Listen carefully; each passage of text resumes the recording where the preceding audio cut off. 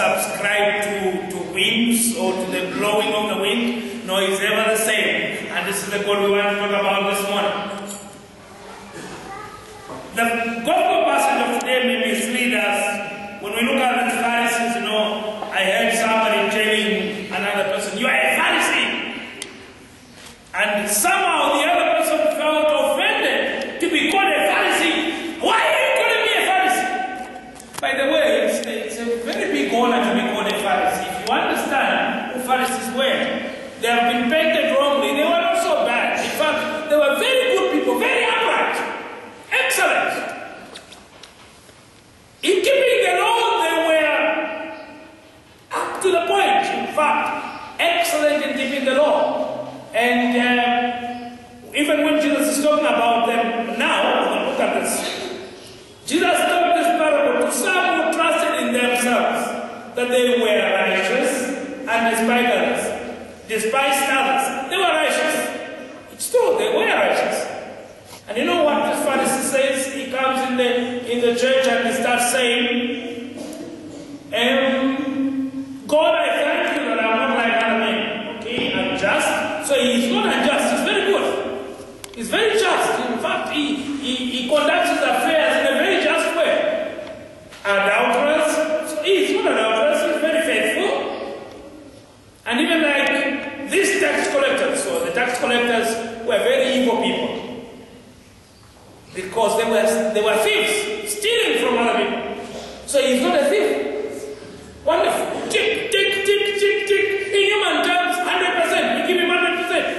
And you know what he says? I fast twice a week. According to Jewish law, the fasting was supposed to be once a year. If we take Leviticus chapter 15, verse 29, we'll find out that somebody was supposed to fast once a year, just like most of you do. I'm talking about faithful Catholics who fast only on Good Friday, and even Good Friday they don't fast once a year. But he says, I fast twice a week. Excellent. So we have seen a good man here. And we have somebody very evil. Terrible. A tax collector, you know what tax collectors used to do? The tax collectors were very bad people. The government would tell them, no, listen, as you go around, collect from every person who is selling something or who owns something, 10% of whatever the person is selling. And they would come and tell the people, because there were no loudspeakers, there were no radios at that time, so they would come and say, the government is saying we should take 30% of what you get. And they would take that 30%, put 20% in their pocket, and the 10% they take to Caesar.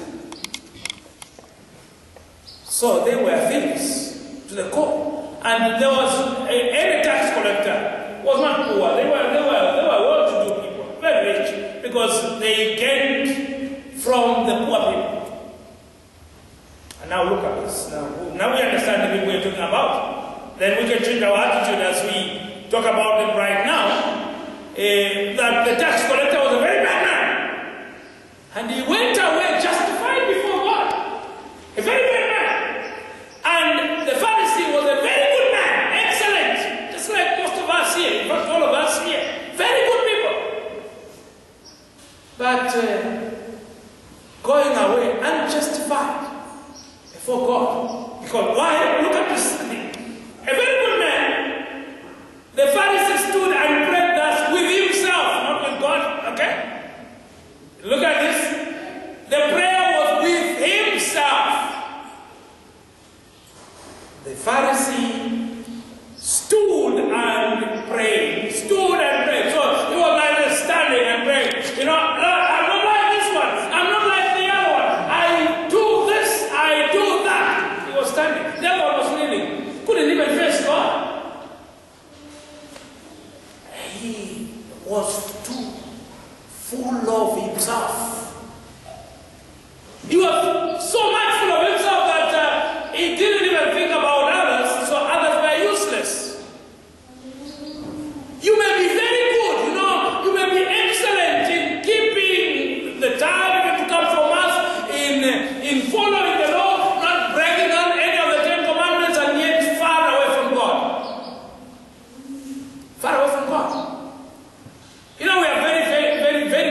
people who are atheists, who don't believe in God, and yet they are so good. They are even better than some of us Christians.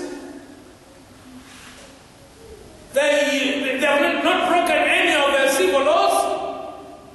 They have not committed any adultery, and they don't believe in God at all. So that it's not enough to be good. No, it's not enough to be good. You have also to check your attitude towards others as you practice your goodness. There are some people I know, not you. You are very good people. I'm looking at you. You are very good. Not you. Some others who are not here, who don't even go for conversion because they say, how can I go to a priest who is a very sinful man? In fact, he's more sinful than I am, and I'm going to kneel before that person? I am much better. You are a Pharisee in this regard, and your prayer will never be received before God. How can I go and be with those people, in that small Christian community? They are all hypocrites, they like gossiping. And you're already gossiping when you're saying that. You're even worse than them. And you might be a very good person, by the right. But your goodness is compromised from your own attitude. The way you relate to other people. The way you look at others. If you have a despising attitude, all your goodness will be cancelled. Your 100% will come to 20%, even 10%. And this very bad man, the tax collector, he just knelt and presented himself as he is. He didn't mince words. No. Lord, have mercy on me, a sinner. He presented himself as he is, not even cutting anything from himself, no. That's what we are supposed to be in front of God. We're supposed to present ourselves as we are.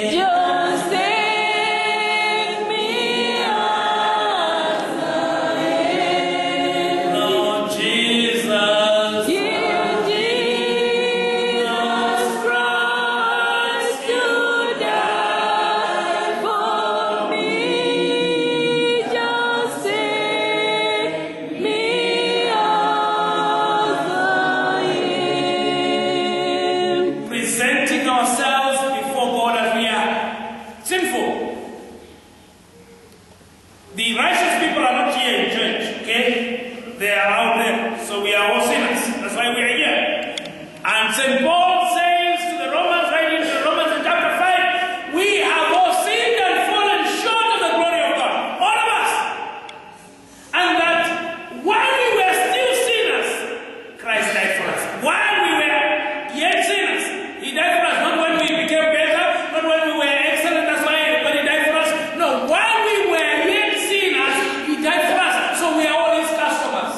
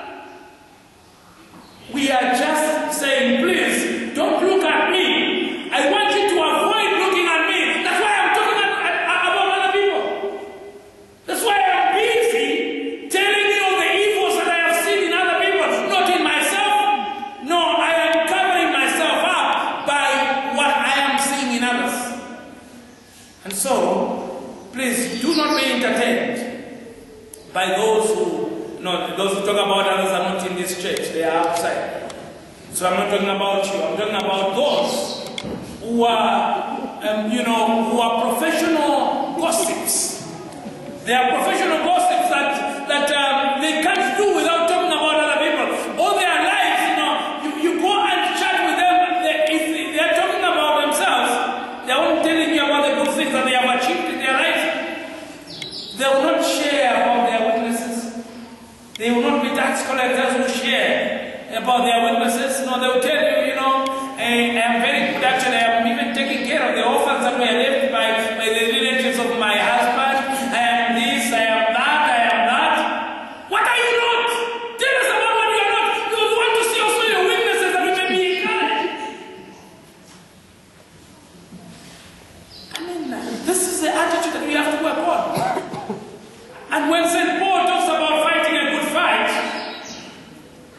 Christianity is not something that you just wait for to happen. No, you have to keep fighting. Fight your weaknesses. This Pharisee has to fight his weaknesses of trying to show off what God has given him, because no one is good by him or herself. It's because God has made you good and you have nothing to boast about. St. Paul says, if I am to boast about my weaknesses. In his letter to the Corinthians, he said, I boast about my weaknesses. This is my boast. And if there's anything that you and I have to boast about, it's about our own weaknesses. And in that way, we are becoming justified before God and others.